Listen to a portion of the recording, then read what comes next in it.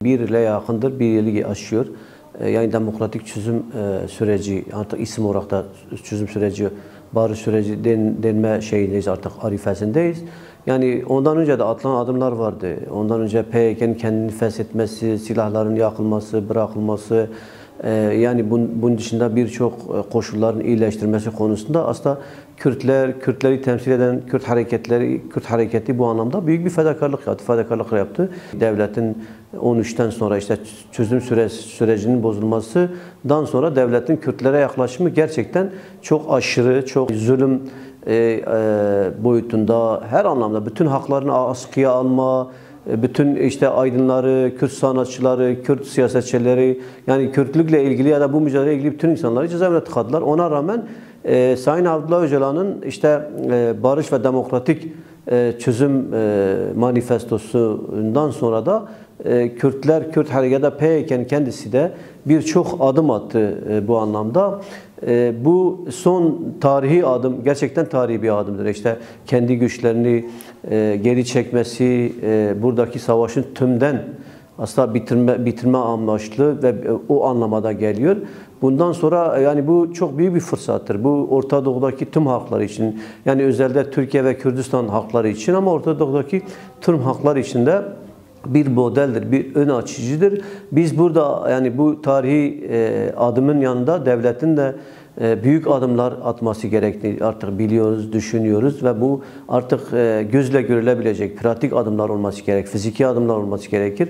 Herkes bu adımları artık hissetmesi gerekiyor, görmesi gerekiyor. Özellikle Kürtler görmesi gerekiyor.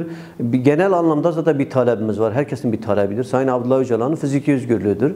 Bunun birçok nedeni var ama yani bu sürecin mimarı, bu süreci başlatan, bu kolaylığı sağlayan, bu rahatlığı sağlayan kendisi. Bunun için koşullar özgür olmalıdır. Herkes görüşebilmelidir. Herkesle görüşülmelidir. İstediği tüm insanlarla, tüm aydınlarla, tüm siyasi partilerle görüşmesi gerekiyor. Modelini, projesini Türkiye ve Kürdistan'da uygulamak istediği komünal modelini aslında herkese anlatması gerekiyor. Elçilerin getirmiş olduğu söylemler vardır. Ama kendisi bizzat bunu herkese, işte istediği kesimlere aktarması elzemdir, gereklidir bundan sonra. Biz devletin bu karardan sonra, bugünkü açıklamadan sonra atması gereken ilk adımın Sayın Abdullah Öcalan'ın fiziki anlamda bırakılmasıdır. Cezaevindeki insanlar bırakılması şartı artık bir şarttır, artık bir gerekliliktir şartın dışında. Hasta tutsaklar, diğer tutsaklar, herkes bunlar bırakılması gerekiyor. Kürt kamuoyunda bir rahatlama olur bu olursa. Yani başta Sayın Abdullah Öcalan'ın fiziki özgürlüğü, cezaevindeki Kürt tutsakların bırakılmasıdır. İlk başta da hiç vakit kaybı etmeden de hasta tutsakların bırakılmasıdır. Genel anlamda yani bunlar artık olması şarttır. Bunlar olması gerekiyor. Bunlar olmadan artık yani ne adım atılacak? Yani bundan sonra artık Kürtlerden istenen veya Kürt hareketinden istenen ne adım olabilir? İnsan artık bunun içindedir aslında. Bu tezatlığı içindedir.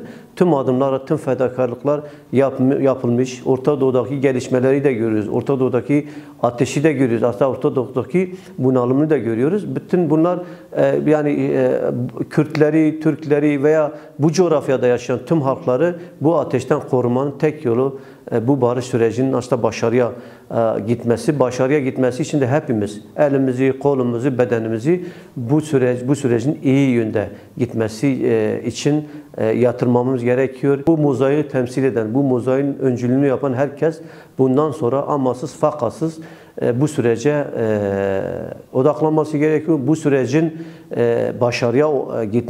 başarıya gitmenin yolunu açmamız, var olan engelleri bir hepimiz kendi bedenlerimizle, kendi ellerimizle aşmamız şarttır, elzemdir, gereklidir. Türk halkın hassasiyeti var deniliyor ya. Aslında bu karar devletin elinde güçlendirilmiş olan bir karardır. Yani demokratik entegrasyon da bir de özgürlük yasaları da daha önce de istenilen şeydir. Yani çünkü bu sürecin sonunda veya bu sürecin bir bölümünden sonra dışarıdaki insanların da gelmesi gerekiyor. Tam da burada anayasa güvencesi lazım. Tam da burada yasaların değişmesi gerekiyor. Kimse işte gelsinler, cezaevine girsinler mantığıyla yaklaşmaması gerekiyor.